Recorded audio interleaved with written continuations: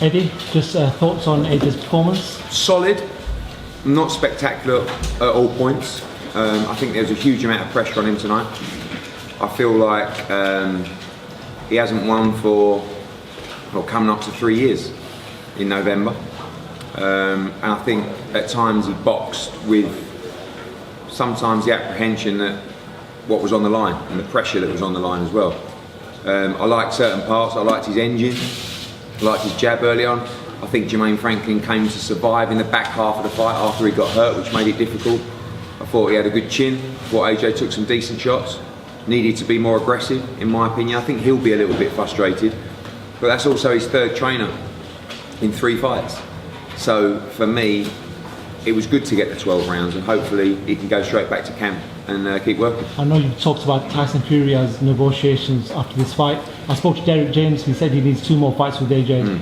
If that's the case, who would you want AJ to do with? I think Dillian Whyte's a good fight. I think that the problem is always going to be the public will want the biggest fights that are out there, and that's the Tyson Fury fight.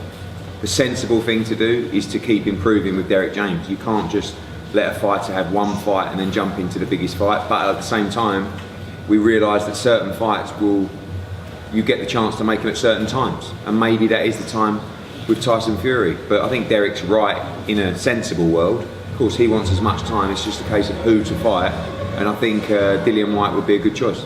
Eddie, do you believe the fact that he's changed trainers a few times now, that maybe that have contributed to the problem, and maybe that apprehension because of the changing styles from Rob McCracken and then obviously Robert Garcia as world trainer again? Do you think that's sort of part of it, and are you sort of against all these trainer changes? Yeah, I'm always against multiple trainer changes, but also for giving them a chance. Yeah. Robert Garcia came in as a bit of a stopgap. It didn't really work out, but it was a better performance against Usyk. Yeah. Now Derek James did 12 rounds with him tonight. He'll go away. He'll think there's loads of stuff to work on with Anthony. And I feel like the key is to keep him active. I've said he must fight 3 times this year, and now is the moment where us and the team and Derek have to get on top of that. He goes away, does all his commercial work now and stuff like that. Then next thing he's had a holiday. Then next thing we're in May. Then next thing he gets into camp in June, and then we can't really fight till September. And that's for me what we've got to get on top of now. Try and get him to do his work, then get back to Texas and get back to camp with Derek. What did you see in there that did impress you? It looked like from the offset his jab was just ramrod and he couldn't miss it, and for most of the fight. I thought the defence was good. I thought his feet were good. I thought he took some decent shots and didn't look hurt at all in the fight. I thought his engine was great. Normally at times he might look a bit tired in a fight. I thought he looked like he had plenty of energy. Just more.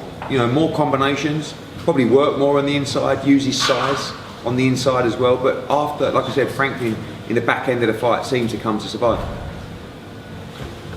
What did you make of the altercation at the end? I don't know what happened. I think there was the last sort of 20 seconds were quite lively and quite aggressive, and I think maybe there was a headbutt or something went in, and neither guy was particularly happy after the bell or belly. It showed on the spot.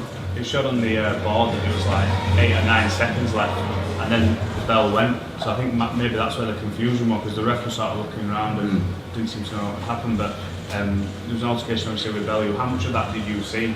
What, with Bellew? Yeah. No, I asked him. I think he just said that the trainer went for AJ or something, and he shouted something, and then he shouted something at Bellew, and probably the wrong person to shout something. You've obviously been on this journey with Anthony Joshua, and it's an emotional journey for you. It's one that you invested in from the beginning to where he is now.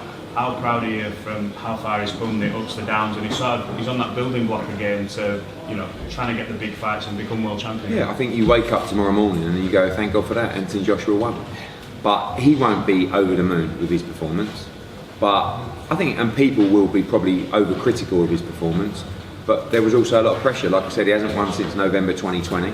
And a defeat tonight would have been the end of the road, and everyone keeps asking him, is a defeat the end of the road? And like he said, yes it is. So that was what was on the line tonight. And your expectations of AJ's performance, like you said, you've watched him all the way from the start of his career to now. How did you find his performance in comparison to obviously the last 2 or 3 fights that he's had? Different styles. Usyk's a southpaw, very tricky.